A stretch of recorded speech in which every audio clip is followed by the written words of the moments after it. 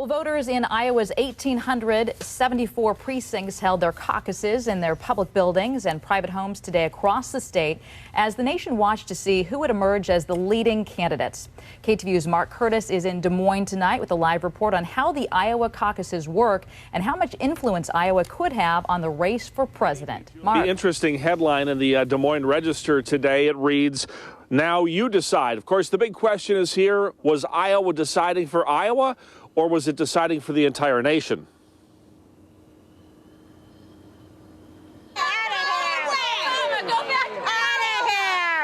When caucus doors opened tonight in Iowa, there was some controversy and chaos. In the caucus process, Democratic candidates with less than 15% of the vote in a precinct are simply eliminated, and their backers are lobbied to vote for someone else. Four! One more after that. With little support, candidates Biden, Dodd, Richardson, and Kucinich were quickly removed from the consideration. Iowans take this very, very seriously. I think that, unlike in many states, it isn't who has the most money. It isn't who runs the most commercials. I've got an extra sign. With turnout crucial, campaigners were shouting on street corners and working the phone rooms. Others were at last-minute town hall meetings with candidates. This is the Iowa caucus at its finest. They call it retail politics, the chance for voters to get to meet many candidates and get to know them personally.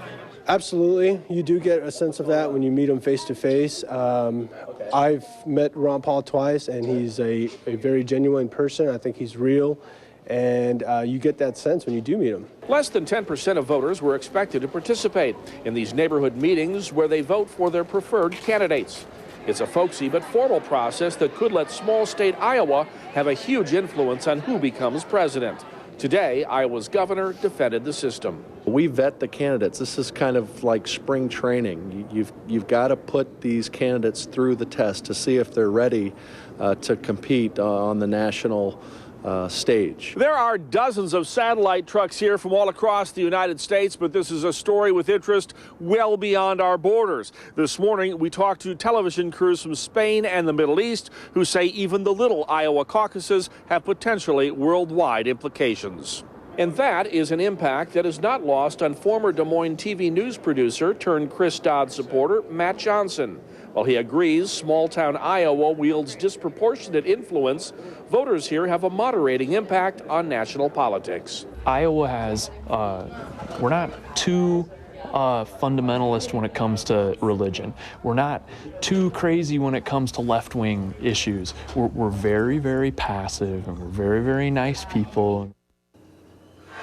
And supporters of the Iowa cost system point out that the next state to hold a primary is New Hampshire, and that is even smaller than Iowa.